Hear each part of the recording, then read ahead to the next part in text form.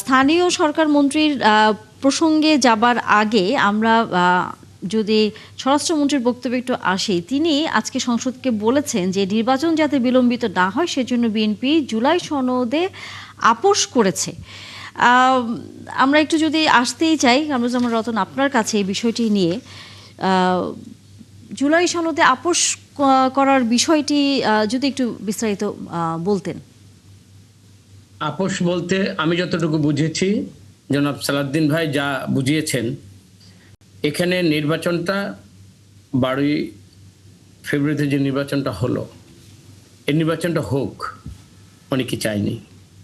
তো এই নির্বাচনটা যেন একই ডেটে হয়েই যায়, মানে এটার মধ্যে কোনো যদি কিন্তু বা কোনো ধরনের পঙ্কিলতার মধ্যে যেন এই ডেটটা চেঞ্জ না হয় বা নির্বাচনটা না হয়ে অন্য কিছু দেশে হোক। অনেক খেলোয়াড় ছিল, সুতরাং ওই ডিপিস্টিক বলেন আর যাই বলেন, এখানে অনেক ধরনের খেলা হয়েছে। সব কিছুতে এখন বলে আর লাভ নেই, কারণ গণতন্ত্র আমরা এগিয়ে গেছি। আমরা মনে করি ওই জিনিসগুলোকে আর আমরা স্মরণ করতে চাই না। তবে স্মরণে রাখা ভালো যে কোন প্রেক্ষাপটে সালাউদ্দিন এটা বলতে বাধ্য হয়েছে। এই কারণে উনি আমার থেকে আরও বেশি ইনফরমেশন ওনাদের কাছে ছিল, রাষ্ট্রের কাছে ছিল, বিএনপির কাছে ছিল। তো উনি যেহেতু এগুলো নিয়ে ডিল করেছেন, আমি শুধু এতটুকুই বলতে চাই যে সালাউদ্দিন ভাই যেটা বুঝাতে চেয়েছেন সেই বুঝাটা হলো যে এইখানে অনেক খেলোয়াড় ছিল যারা দেশকে অন্য পথে নিয়ে যেতে চেয়েছিল। এবং আরেকটা, আজকে প্রধানমন্ত্রীর বক্তব্যে এটা কোনোদিন কিন্তু এটা কখনো এইভাবে দেয় নাই। বাংলাদেশের সার্বভৌমত্বের প্রতীক সেনাবাহিনীকে বিশেষভাবে ধন্যবাদ দিয়েছে।